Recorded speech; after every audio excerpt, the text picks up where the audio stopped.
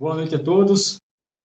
Dando continuidade ao nosso bloco de 4 encontros do projeto Capacitação, Apoio aos Fazedores de Cultura. A aula passada já está disponível no YouTube, onde tivemos a presença do maestro, músico, produtor cultural e mestre em História, Wellington Corrêa, que uma perspectiva do olhar da proteção ao patrimônio, proteção à memória cultural. E hoje, dando continuidade nessa perspectiva de futuro, temos a assistente social, Joyce Reis, a qual tem uma particular consideração, admiração do trabalho em relação à proteção de direitos e garantias fundamentais. Joyce, que é bacharel em serviço social e especialista em gestão de políticas públicas e gestão estratégica na saúde pública.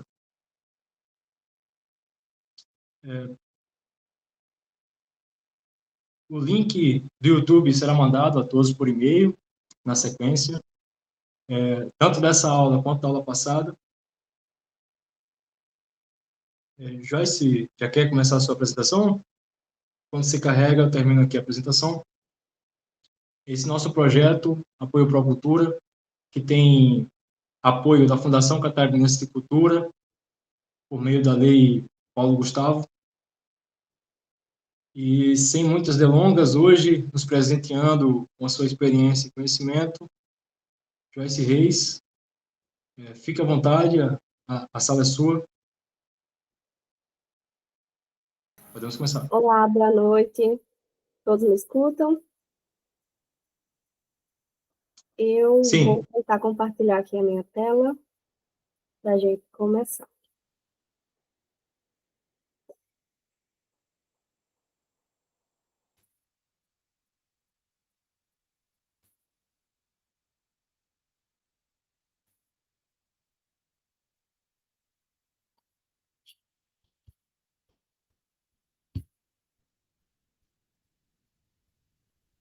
Então, aqui, hoje, como o Cleiton falou, a gente vai abordar sobre a proteção sociocultural e o que essa temática abrange, Ela abrange um pouco sobre os direitos e garantias sociais, como também essa proteção social, ela pode contribuir para o fazer cultural.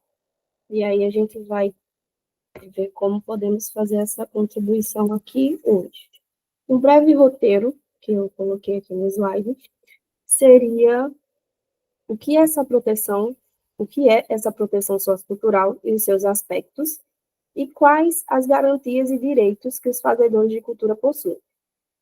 Outro ponto que a gente vai abordar é como acessar os direitos e os benefícios, e também a importância da participação e do controle social para o fazer cultural.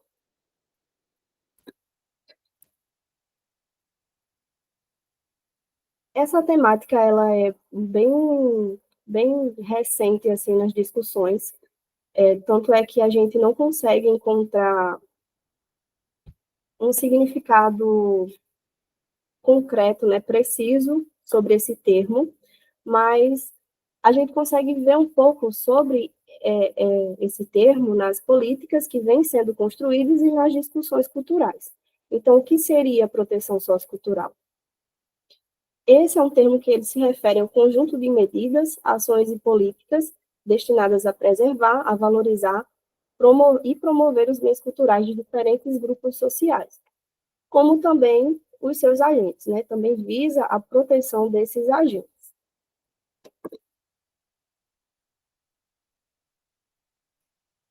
Aqui a gente vai ver alguns aspectos que compõem a proteção sociocultural, que entre eles está a preservação do patrimônio material e imaterial. Nesse patrimônio material, teríamos os prédios, museus, centros históricos, parques, enfim, uma infinidade de coisas. E, no sentido imaterial, teríamos as tradições, os valores, as crenças. E aqui nessa valorização da diversidade cultural, teríamos essa questão desse reconhecimento da diversidade, das várias culturas que existem, o respeito à celebração dessas diferenças culturais,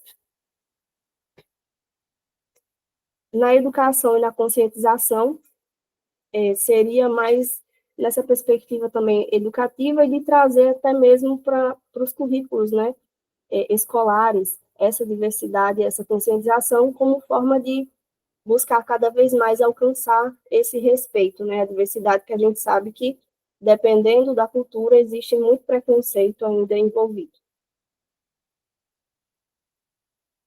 Aqui nas políticas públicas seria a partir da implementação, né, de, de leis, de decretos, de coisas que vêm para concretizar toda essa questão cultural como forma de direito, né? Fugir do assistencialismo, fugir dessa perspectiva de que cada governo possa agir da sua maneira. Então, a partir do momento que há essa implementação de política, é dispensado esse direito de uma forma concreta, né?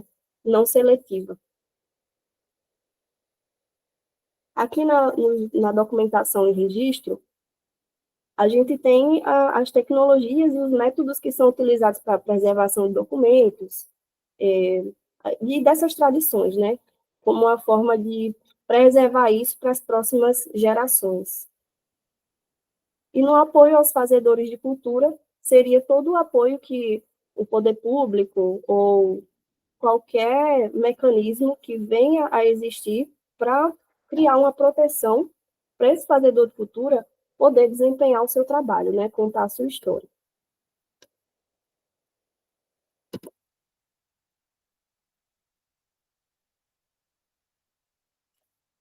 Aqui na proteção, eu coloquei proteção social e proteção cultural, porque elas se misturam, né?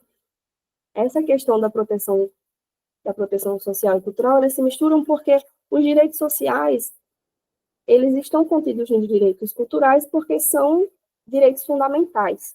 Então, eles visam assegurar a identidade cultural, eles visam garantir condições mínimas para que esses trabalhadores consigam ter uma convivência em sociedade digna, né, alcançar suas metas, seus objetivos, ter uma autonomia econômica.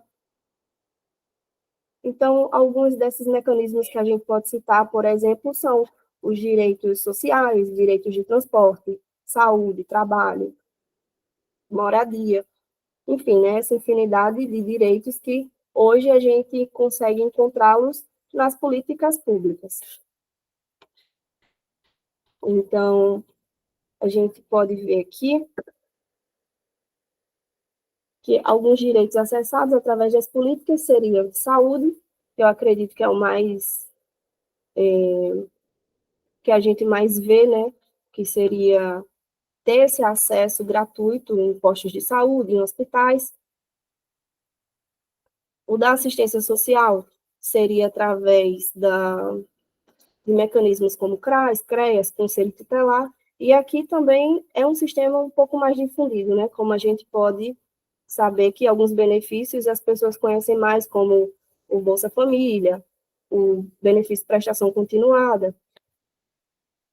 A educação, que também existe a educação pública, né, a partir também tanto do infantil, do ensino fundamental e do ensino médio.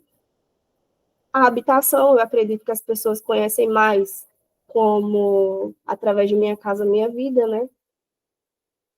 A cultura, né, a política de cultura, como a gente pode ver que a própria Lei Paulo Gustavo financia, né, esse curso que a gente está tendo aqui. Então, seria um exemplo. Tem a PENAB, que é a Política Nacional de Blank, que também está sendo implementada. Tem Cultura Viva e diversas outras que eu acredito que o Cleiton vai aprofundar na próxima semana. Aqui na questão previdenciária, eu acho que é o que a gente vai abordar mais, tendo em vista o reflexo que ela tem no cotidiano dos profissionais.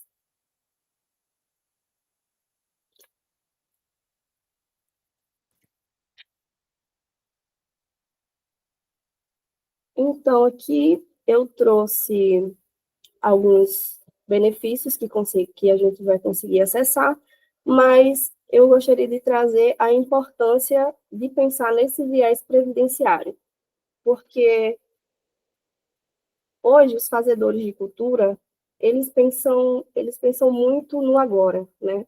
E muitos deles trabalham de forma autônoma. Então, a partir do momento que você tem essa instabilidade, né?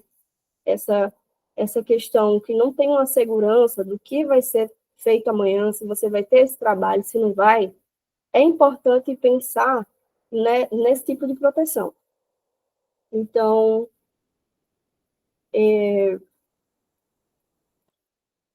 aqui, o que seria a Previdência Social, né? Ele seria um sistema contributivo que você precisa fazer contribuições mensais ao INSS para ter acesso a algumas proteções. Isso seria mediante contrato de trabalho formal, através do CLT, né? Se você trabalha de carteira assinada, como as pessoas geralmente chamam, e se você não trabalha, você teria a possibilidade de contribuir através do MEI, através de como pessoa jurídica ou como autônomo. E alguns benefícios que você poderia ter acesso seria o auxílio por incapacidade temporária, que é um benefício que você paga é um benefício que você teria acesso a partir do momento que você fica incapaz de trabalhar por um motivo de doença ou acidente. Aqui você poderia ter acesso tanto se essa incapacidade foi ocasionada no seu ambiente de trabalho ou não. A diferença seria que no ambiente de trabalho não teria uma carência mínima de contribuições. Mas se esse acidente de trabalho ocorre, se esse acidente ocorre fora do local de trabalho, há a exigência de uma contribuição mínima, de uma carência. Então, esse profissional deverá ter contribuído ao menos 12 vezes ao INSS para ter esse direito assegurado. No caso de pensão por morte, é quando os dependentes do segurado, ele vai receber, né, esses dependentes menores de idade, ele vai receber esse benefício conforme a renda, né, do segurado e tudo mais, e se ele estivesse contribuindo, tiver tudo em dia naquele momento, ele vai ficar recebendo um salário, né, o salário correspondente à renda daquele funcionário, em caso de falta, né, da parte dele. A única exigência aqui nesse sentido seria que ele tivesse com tudo em dia no momento do fato. O salário maternidade, né, também temos muitas fazedoras de cultura mulheres e que trabalham de forma autônoma, então é um ponto relevante, que esse benefício, ele é pago às beneficiárias, que quando elas são CLT ou domésticas, não há carência. Mas quando são contribuintes facultativas, que são aquelas que não têm, né, naquele momento, naquele contexto, obrigatoriedade de contribuição, ou por contribuintes individuais, que seriam os autônomos, o MEI, pessoa jurídica, ou até mesmo os profissionais liberais. Ela tem uma carência de 10 meses de contribuição para que essas seguradas tenham acesso a esse benefício. E também nesse quesito de salário maternidade, a gente tem as seguradas especiais, que seriam as trabalhadoras rurais. Então, para ter acesso a esse benefício, essas trabalhadoras elas precisariam ter contribuído até 12 meses antes do parto ou da adoção. Porque também, em caso de adoção, né, de não ter gerado a criança a adotar, também é considerado que tem os mesmos direitos como filho legítimo, né? No acidente de trabalho, esse aqui é auxílio acidente, ele está vinculado totalmente ao acidente de trabalho em si, seja no trajeto do trabalho, seja durante o trabalho, e aí esse trabalhador ele estaria assegurado 100%, independente do tempo de contribuição. Agora, só teria que, nesse quesito, é exigido que tenha-se a comprovação da incapacidade, né? Precisa passar por junta médica, todo um procedimento, e a partir do momento que fica evidenciado aquela incapacidade, ele adquire esse direito. Na situação da aposentadoria, a gente vai ter algumas modalidades, e aqui seria quando esses trabalhadores, eles não têm mais a condição de trabalhar, né? Se conseguiu o tempo, aí seja por tempo, por idade, e que chegou um momento que ele não está mais disponível para o trabalho, e aí a gente vai seguir alguns requisitos para conseguir esse acesso. Então, teríamos a aposentadoria programada, por exemplo, que seria para mulheres a partir de 62 anos e 15 anos de contribuição, como também para os homens, 65 anos de idade e 15 anos de contribuição. Na aposentadoria especial, nessa permanente, eu acho interessante mencionar que mesmo quando se atinge a idade, precisa ter o tempo de contribuição ou vice-versa. Então, se você faz a sua contribuição, atingiu os 15 anos de contribuição, mas não tem a idade, tem que aguardar chegar à idade para conseguir ter acesso a esse benefício. Então, realmente é algo mais completo, né? E se chama aposentadoria programada. Na aposentadoria por incapacidade permanente, ela vai ocorrer independente do tempo de contribuição, mas também exige-se a constatação da incapacidade do trabalho pelo trabalhador, né? Também precisa toda essa situação de junta médica e tudo mais. Na aposentadoria especial, aquela categoria de trabalhadores que eles trabalham com coisas que podem prejudicar a sua saúde. A sua saúde ou integridade física, e os tempos de aposentadoria variam um pouco.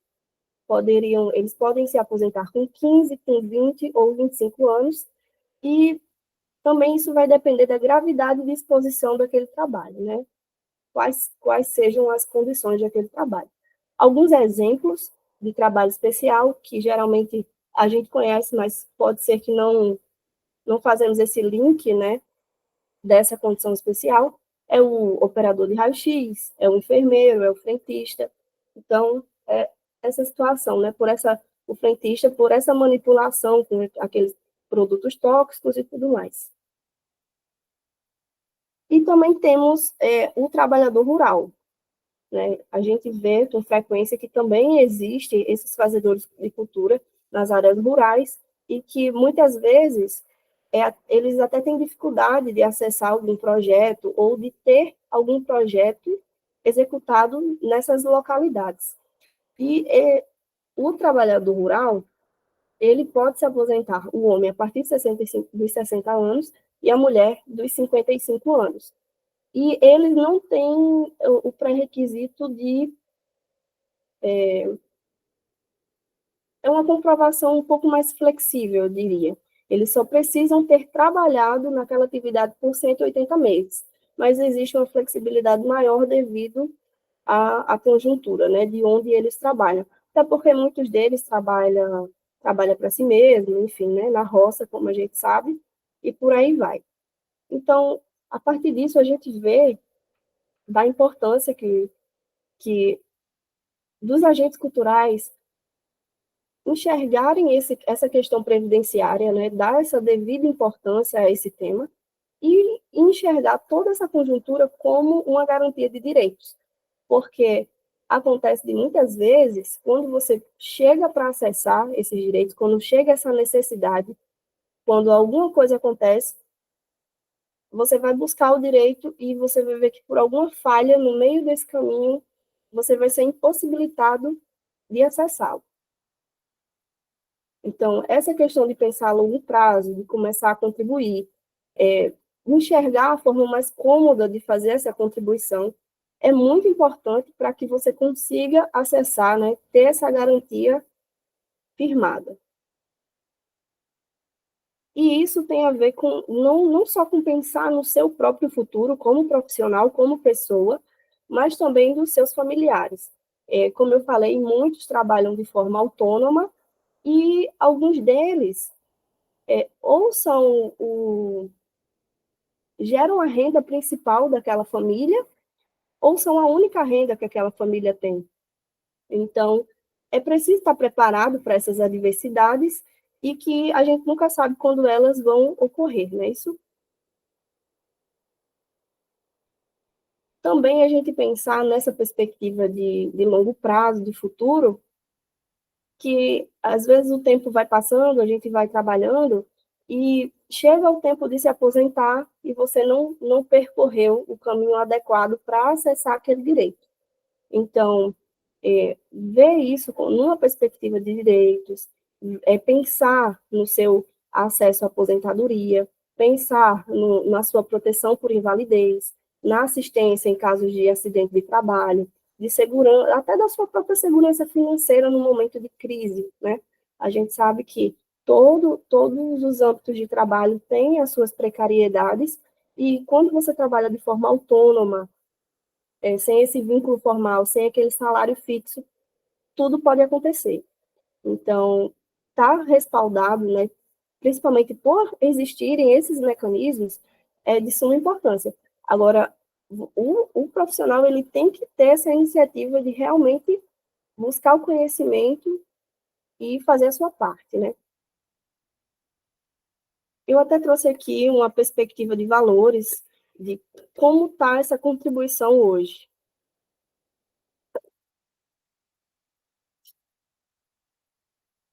Então, aqui um exemplo, né, mero exemplificativo, como aqui. Como a gente vai acessar esses benefícios?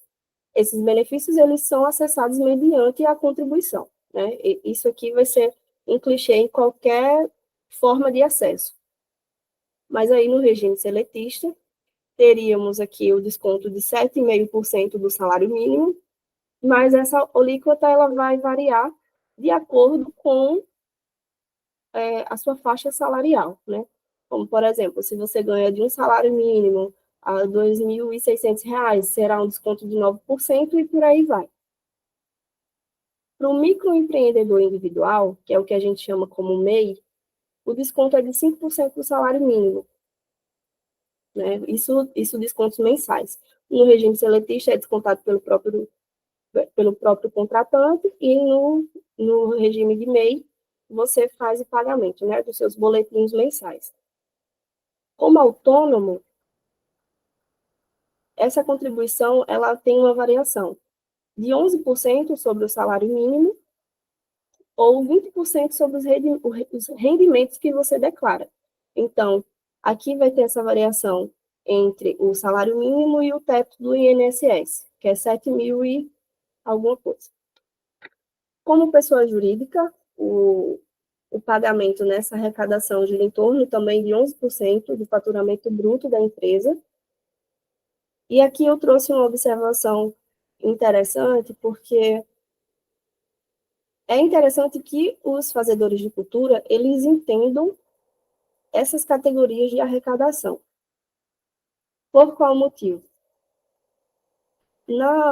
Muitos deles trabalham, né, prestando serviço para o município, através dos projetos, e vão ser descontados impostos sobre aqueles serviços que estão sendo prestados. Então, como eu coloquei aqui, a arrecadação como autônomo, no quesito de impostos, ele é bem maior. Por exemplo, no caso do recolhimento do ISSQN, que é um imposto sobre serviço de qualquer natureza. Então, quando você é MEI, esse desconto é de R$ 1 no mês. Daquele serviço que você prestou, você vai fazer o recolhimento de R$ 1 de impostos. Quando você trabalha como autônomo, né, tem geralmente as inscrições municipais que você paga e tudo mais, tem os encargos, né, e você paga um valor fixo para o município. E que esse valor ele vai variar bastante de município para município. Mas para ter uma média, né, para ter essa comparação, o que a gente vê é que os municípios cobram em média de R$ 150 a R$ 180 por essa inscrição. Então, a partir disso, vocês conseguem avaliar o que seria mais vantajoso ou não. Aqui também, como MEI, você teria acesso a um CNPJ, né? Então, você poderia ampliar um pouco o seu leque de possibilidades, ver o que seria mais vantajoso.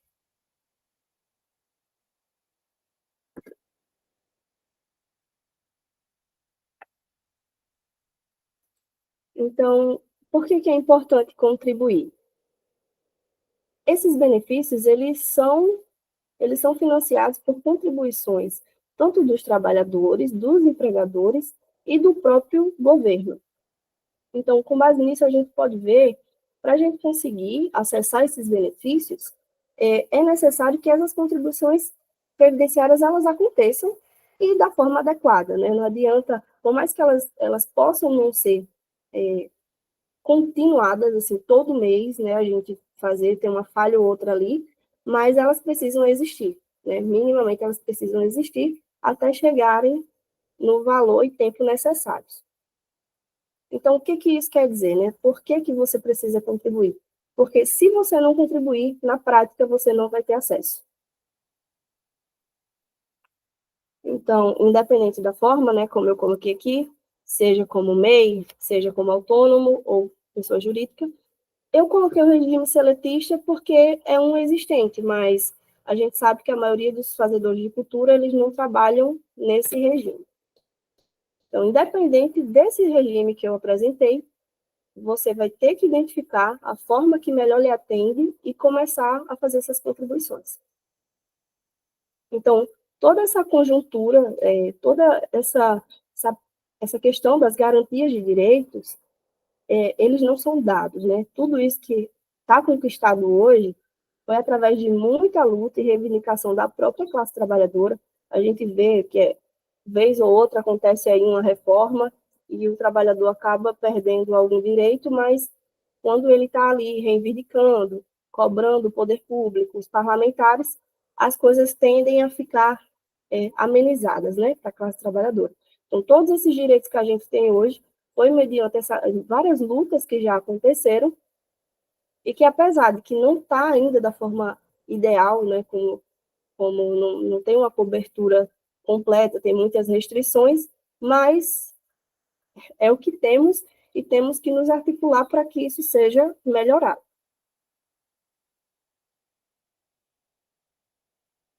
E aqui estão respondendo, né, por que é importante contribuir, principalmente por essa questão da segurança financeira, segurança familiar, e pensar no futuro, para que quando haja a necessidade de acesso, vocês estejam resguardados.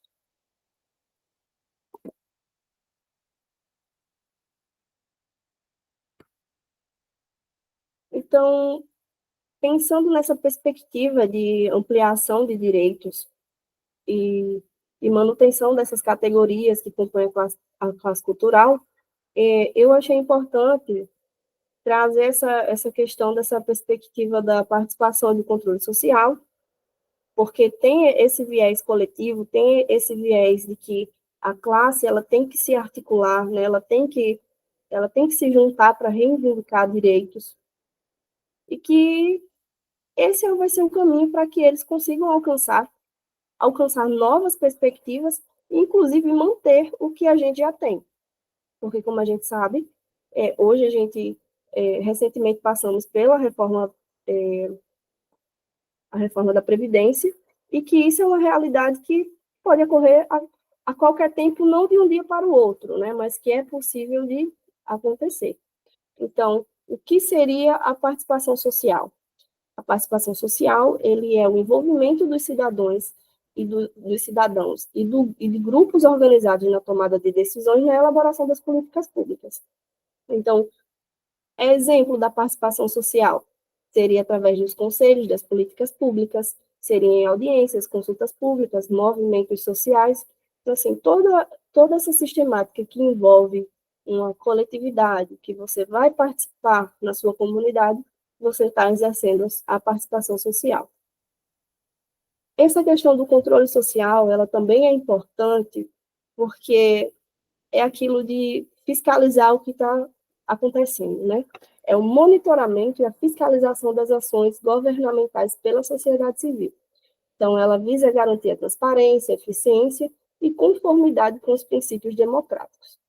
Então, muitas vezes a gente tem essa perspectiva de que o poder público ele pode fazer o que quiser, como até mesmo os próprios políticos, né, que a gente elege, e a gente tem essa perspectiva de, daqui a 4 anos a gente muda. Mas durante esse período, se algo acontece, se algo está equivocado, que vocês têm essa percepção, vocês podem, através do controle social, exercer a sua cidadania. E como que você poderia fazer essa fiscalização? Hoje, a maioria até por causa de lei, né, a maioria dos municípios e órgãos públicos, eles têm uma ouvidoria própria ou tem um sistema unificado, como, por exemplo, no âmbito federal, tem o Fala BR, que você pode registrar suas manifestações. Aqui a gente está mais numa perspectiva de fiscalização, mas aí também, se você identificar que pode fazer um elogio, uma sugestão, também pode ser feito. E aí, quais que seriam, né? Nas ouvidorias, portal da transparência e acesso à informação, como a gente sabe que tem lei própria para isso. Um controle externo também seria através do Ministério Público, Câmara de Vereadores. Então, toda essa sistemática está disponível para que a população ela consiga fiscalizar o que está ocorrendo no poder público. E, assim, esses mecanismos, eles são de extrema relevância para o meio cultural, porque, por exemplo, através dos conselhos municipais, o setor cultural ele pode ter a possibilidade de reivindicar melhorias, de estar ativamente auxiliando na construção dos direitos sociais e culturais. Então, muitas vezes o fazedor de cultura, por estar à parte, né, por estar pensando apenas no seu trabalho, no seu fazer, ele esquece de sair daquela caixinha e ver o que está em volta, né? Ver que ele precisa participar, que ele precisa também fazer parte dessa construção para acessar esse direito mais para frente. Então, esses conselhos municipais, por exemplo, a Paulo Gustavo até vem, né, essa lei Paulo Gustavo, ela vem para fazer com que o município implemente esses conselhos, para fazer com que tanto os cidadãos quanto o poder público tenham essa articulação no meio da cultura. Então, falando um pouco, né, sobre os conselhos, eu até poderia mencionar o que é esses conselhos. Seria essa questão são grupos coletivos que o município elege, talvez, cada município ele vai ter sua sistemática, mas pode ser por chamamento público, por indicação das organizações, cada um vai ter sua sistemática, mas ela tem que ocorrer de uma forma pública, igualitária, e que não fira nenhum preceito, né? Não seja tendenciosa. E aí, esse conselho municipal, geralmente ele é formado de forma paritária pela comunidade. No caso do Conselho de Cultura, eles buscam mais aprofundar que essas pessoas sejam da área cultural e pelo poder público, profissionais tem esse outro lado também de ter o órgão público dentro dos conselhos. As reuniões dos conselhos são públicas, qualquer pessoa pode participar. Tem essa questão que, se aquele fazedor de cultura não consegue fazer parte do conselho, seja por indicação ou por impossibilidade pessoal, até porque quando você assume esse compromisso, né, você tem que cumprir a agenda do conselho, ele pode participar esporadicamente das reuniões. Então, assim, existe uma infinidade de possibilidades que ele pode acessar e que ele pode acompanhar o que está sendo deliberado sobre a área cultural no município e fazer propostas, né? Trazer pautas para que sejam discutidas. E aqui eu coloquei essa questão da aproximação com a comunidade, porque o fazedor de cultura, como eu falei, ele é muito em volta de si, né? Às vezes você mora no seu bairro, naquela região que você mora, as pessoas nem sabem ao certo quanto tempo você trabalha com aquilo, como o seu trabalho está sendo direcionado. Então, estar perto da comunidade é uma forma de pensar no coletivo e de deixar a cultura viva, né? De compartilhar conhecimento para a população diretamente relacionada ao ambiente que aquele fazedor de cultura está inserido.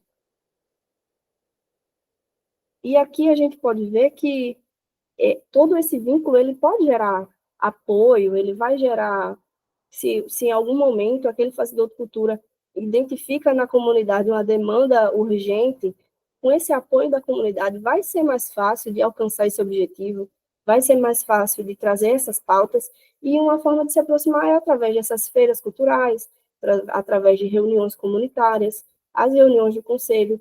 Aqui, pontuando mais uma vez, seja como membro do conselho ou não, porque hoje o que se apresenta, e foi por isso que eu até me aprofundei mais sobre conselhos municipais, porque a realidade é que através desses conselhos municipais que a sociedade está conseguindo participar na administração pública, né? Na construção dessas políticas. Então, aqui realmente é uma chave importante de participação e que quem tem esse conhecimento está buscando acessar.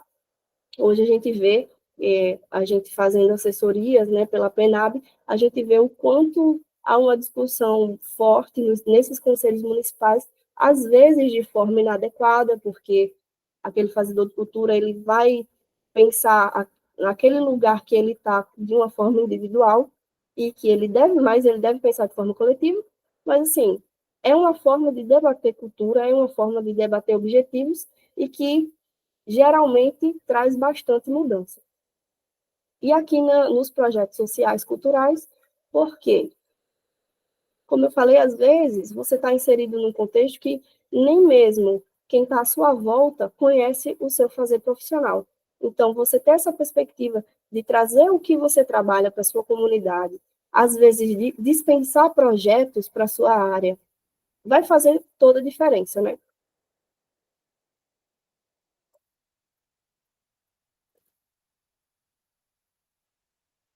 E aqui eu trouxe sobre essa situação da capacitação permanente, que muitas vezes o que a gente vê é que o fazedor de cultura, ele não busca se capacitar, né, além da sua própria atividade. Então, ele buscar cursos, ele buscar ler, ele buscar trocar experiências com outros profissionais, tudo isso vai fazer com que esse fazedor de cultura ele cresça, ele tenha essa visão ampliada, ele consiga constituir mais direitos, né? Ele consiga alcançar, expandir os seus objetivos, participar de palestras, participar de workshops. Então, tem uma infinidade hoje, né, nós temos uma infinidade de possibilidades. Muitas vezes, essa questão da capacitação permanente, eu achei importante trazer, porque muitas vezes a gente vê que o fazedor de cultura, ele tem uma perspectiva positiva no seu projeto, ele tem boas ideias, mas ele não consegue executar isso, ele não consegue, às vezes, escrever o seu projeto para participar das possibilidades que existem.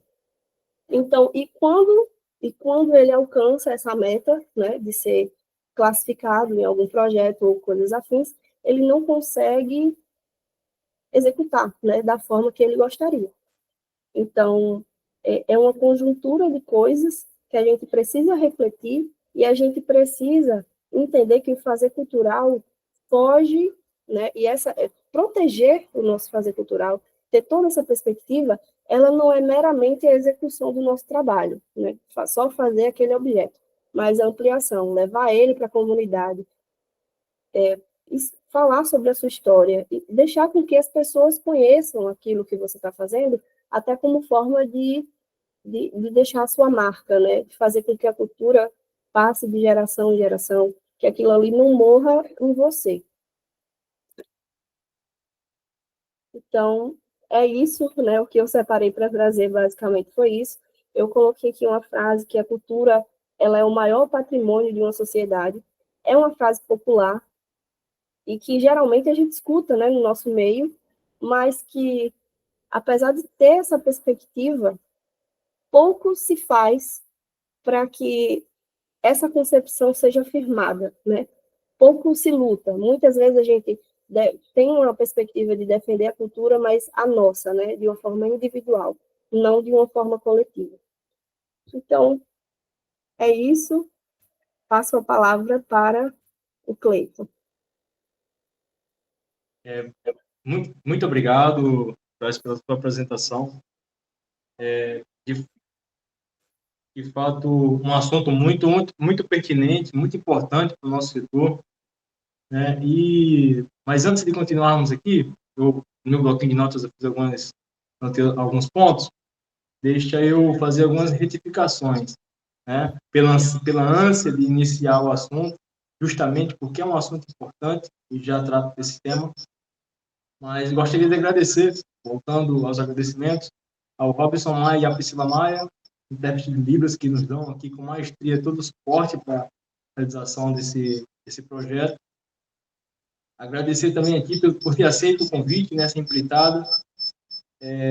Acredito que essa interdisciplinariedade de serviço social e o setor cultural não é nada fácil, por ser um assunto pouco difundido, pouco falado, né? E também acabei esquecendo de mencionar sobre o teu trabalho, né? Joyce, que tem uma experiência vasta junto à garantia de direitos, como eu mencionei, junto à Defensoria Pública, também nas perícias sociais do Tribunal de Justiça, assim como também trabalha com assessoria de implementação de políticas públicas, tanto de serviço social quanto de políticas públicas culturais. Ou seja, alguém que tem experiência e gabarito para falar dos dois assuntos, inclusive. E o porquê que consideramos, né, e esse assunto em si foi escolhido a dedo para se abordar nesse projeto, porque é assunto de extrema relevância que não está no nosso meio, que não está na nossa roda de conversas dos produtores, dos agentes, dos artistas culturais, né? Não é algo que se comenta, mas não tenho dúvida da relevância desse assunto. Primeiro, como a Joyce mencionou ali, a perspectiva de futuro, né? Se não pensarmos hoje no futuro, possivelmente nosso futuro vai ser um pouquinho diferente daquilo que a gente almeja hoje, né? Só pensar, não praticar, não tomar medidas para garantir esse futuro, possivelmente não obteremos êxito. Tem um colega, o Hudson André, eu não sei se a frase é dele, mas ouvi dele algumas vezes, ele fala assim: quem não corre atrás do futuro que quer, vai ser obrigado a aceitar o futuro que vier, né? Então, essa perspectiva de futuro é importante, né? É importante. Não deixar para pensar nisso só quando chegar lá, né? Fiz 65 anos, poxa, e agora? Deveria ter pensado nisso 20, 15 anos atrás. Essa é a nossa principal função aqui com essa capacitação do Procultura. Difundir conhecimento para proporcionar o maior apoio possível a esses fazedores. Porque, penso assim, para fazer o bem, né, no nosso caso, fazer o cultural, tem que estar bem, né? E para estar bem, nossa família tem que estar bem, nosso planejamento tem que estar bem, né? Outra máxima que eu poderia adicionar à explanação da Joyce seria: a gente não precisa até precisar, né? É uma frase talvez de domínio público, mas se enquadra muito bem aqui, né? A gente não precisa um auxílio doença, um auxílio salário maternidade, enfim. Poxa, mas nós não controlamos o futuro, os intempéries da vida, né? Quando precisar, poxa, não vou ter aquele meu direito, porque não pensei no meu futuro, né? E ter resguardado essas possibilidades. A importância também de proporcionar essa segurança para os nossos familiares, né? Assim, quem já perdeu um ente querido sabe o quanto é doloroso, não só a perda, que por si só já é um fardo muito grande, mas todos os encargos, né, inclusive financeiros que acarretam para dar apoio à nossa família, né? Então, a Previdência, né, o regime geral, vem para dar suporte, né, para nessa fase difícil da vida. E também mencionar a importância da da conversa, né? Como o Joyce mencionou ali, a conversa com outros profissionais é o que estamos tentando fazer agora, né? Trazendo, semana passada trouxemos a visão do historiador e essa semana a visão do assistente social, profissionais esses que em separado, alheios à área da cultura, mas que podem somar, sem sombra de dúvida, podem contribuir para o nosso fazer cultural, né? Principalmente, eu diria, essas profissões cujo objetivo é justamente apoiar, né, dar suporte aos fazeres, né? Por exemplo, da assistência social. A assistência social, ela é um canal muito muito importante para que nós tenhamos em mente, né, a rede de assistência social e as entidades que trabalham, as filantrópicas que trabalham com um serviço voluntário social, é interessantíssimo que tenha esse diálogo com a assistência, né, com a rede de assistência e com os assistentes sociais no modo geral, justamente para tentar somar, né, somar forças, somar conhecimentos, e proporcionar, ao fim, o produto cultural, o acesso à cultura que tantos estimamos, que tanto trabalhamos diariamente para que isso aconteça.